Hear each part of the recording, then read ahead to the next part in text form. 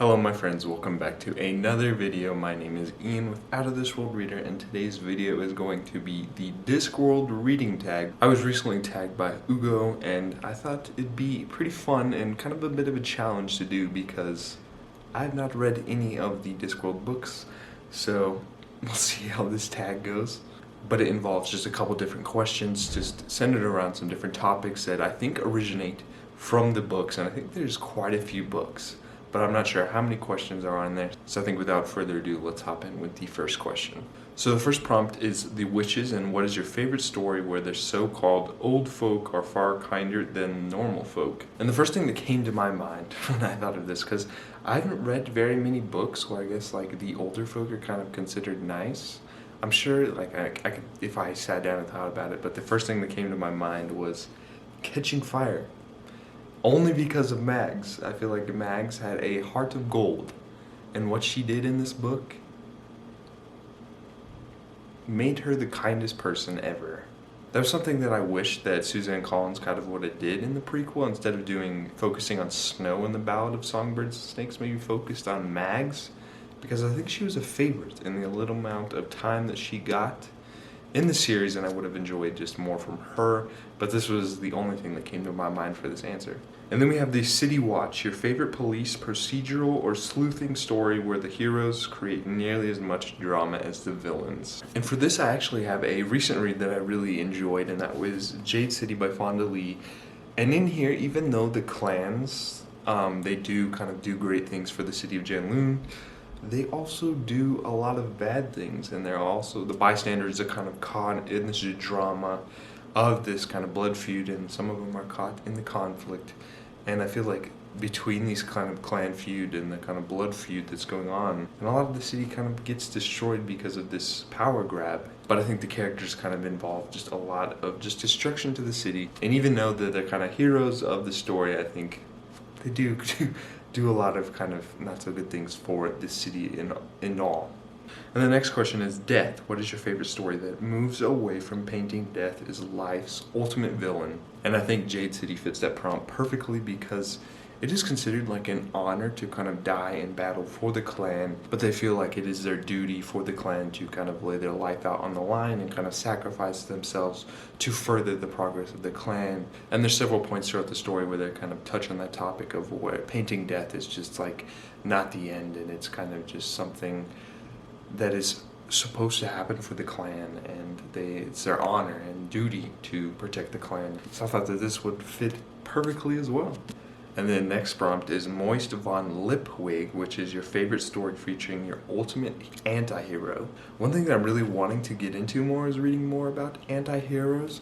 So if you have any great recommendations for starting points, please let me know. But the only one that I could think of, and it's kind of fits this prompt in some senses, and that is Empire the Vampire by J. Kristoff. I feel like Gabriel at some point throughout the story, like, he doesn't care about just what's going on in the world anymore. He just kind of wants revenge for what happened to him, and anybody else and anything else, he don't care what happened to them. So that was kind of like the only thing that I could think of, because I just haven't experienced many anti-hero stories, and something I really want to do. I think Joe Abercrombie has some ones that I've heard are great recommendations, but I have no idea. So please leave any great recommendations down below. Also, like, I believe Vicious and Vengeful, I think that's by V.E. Schwab, but I have no idea. But this is the only one on my bookshelves I can think of.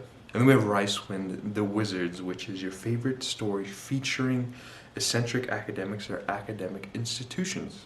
I feel like Hogwarts is an obvious answer, but another academic and university that kind of involves some magic that I really enjoyed was the Schoolomance and the Deadly Education. Although I didn't kind of have the best experience reading this book, I loved the setting of the Schoolomance, and that was what really saved this kind of little series for me.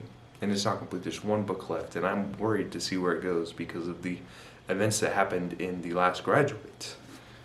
But the Schoolomance in here is great. I mean, it's got like, I just love kind of the dark setting in here. It almost felt like a school specifically for Slytherin. Even though I'm a Ravenclaw, I do enjoy kind of like the dark atmosphere that happened in here. It also has aspects of this void that the school kind of rotates around and kind of centers around, where it kind of has a mind of its own. But that being said, like, it can shift the hallways to different things, and if you think about one thing and you really want that, it won't give it to you. It'll give you something totally different. And there's also like malls that are like monsters hunting down these students. And the only thing I didn't like though was there was no teachers or anything, so it's kind of all on the kid's own. But other than that, like, just this dark setting in here, I really enjoyed. And then we have Tiffany Aching and Knackman FEEGLES. That is quite the name. But it is, what is your favorite coming of age story? For this one, I had to go with The Girl with the Louding Voice by Abby DeRay. Although you don't get to see much of her growing up, just the time period that this covers in this young Adonis kind of journey in Lagos in Nigeria, and the things she has to go through are absolutely heartbreaking. But she has to face kind of trials and tribulations going through her life to kind of get what she wants in education. But just like, the way that she has to do that is just absolutely heartbreaking. The things she has to go through will break your heart. And then towards the end, like, it'll just bring you back in and kind of re-piece it back together. And just seeing the little amount of growth that she went through in the story was absolutely outstanding. And I think it has got to be my favorite coming of age story so far, even though it didn't cover much of just seeing her grow up. She had to grow up real fast, and it was heartbreaking to see that. And the last little prompt is, Discworld, what story has some of the best world-building elements you can think of? For this, I actually have two. I actually have a kind of adult and YA kind of mix, because it's been said to be kind of like a mix of both. But the first one is Mistborn by Brandon Sanderson. I think this was kind of like an obvious answer. I haven't read much adult fantasy, but I think that will be changing this year as I'm kind of venturing out a little farther into kind of adult fantasy. But just the world building in here, the magic alone. The magic alone was absolutely crazy. I love just the elements of ingesting metals and each one having different powers, and just the elements of the Mistborn and everything about that. I don't know where he came up with this idea, but it was pretty cool, and the way that he kind of did it throughout the story and kind of incorporated the magic into kind of solving problems and everything. Outstanding. And it all kind of pieced together in the end and came together, but also included elements of kind of like the ash and everything, the setting and atmosphere in here as well. It was just a great world building, and he's known for that for a reason. I'm really debating on just picking up the Stormlight Archives, because I've heard that that one is really great as well, and the world building and magic. But I have a lot of other books that I really want to get to, and that is not complete yet, because it is on book 4, I believe. It's gonna be like a 10-book series. It's gonna be an old man. Like, I'm getting old now, but I'll be like 70 when all the books are out. And then another one that's kind of like a middle grade option is A World Without Heroes, which is the Beyonder series by Brandon Mole. And what's crazy is like these, Brandon Sanderson and Brandon Mole actually kind of work at BYU, so they both kind of know each other and they kind of interact with each other, so I thought that was pretty interesting.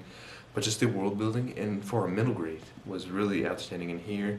Just the world of Lyria, and I feel like each book added on to just the world and explored more about it. Like, in the first book, I was worried that it was going to kind of just paint it all and give it to me all in the first book, but I was wrong. The second book added on more, and then the third book added on even more. And along the way, you just learn more about this magic that's involved, the creatures and characters as well, and how they all kind of interact with each other. And there's, like, for a middle grade, this has got a lot going on, and I just enjoyed this so much. It was actually my favorite series that I completed last year, and it competed against the Mistborn, so they were kind of tied, but still, these two are favorites of all time. And now it is time. It is my duty to tag a couple people. I'm first going to be tagging a couple people that I think have read Discworld books. I'm not sure if they have, but I think have it in my mind that I think they have, or they mentioned them in the past. But the first one is going to be Jeremy Fee, Steve Donahue, and Plot Twist with Jesse. But also tag like Reading with Lawrence, Harriet's Book Corner, and just anybody else that wants to kind of give it a try. I didn't think it was that difficult for not reading the Discworld books. I would really like to, but they're big. I think it's a big series as well, but I think they're short, so I might pick them up soon. But that is going to be all for today's kind of quick little video. I really hope you enjoyed. If you did, please consider liking and subscribing so you never miss out on another adventure. But it is time for Ellie to come on here and give you a little message. She first wishes you to have a splendid day, but she also says that adventure is out there. So I'll catch you next time. Bye.